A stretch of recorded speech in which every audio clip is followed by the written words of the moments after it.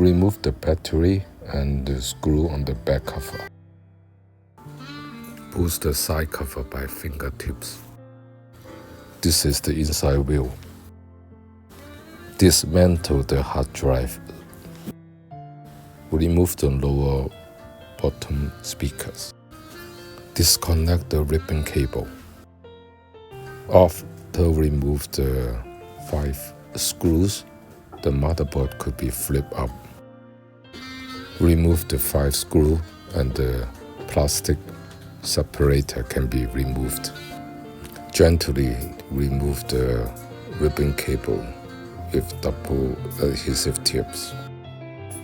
Remove another 6 screws and the keyboard can be pulled out gently.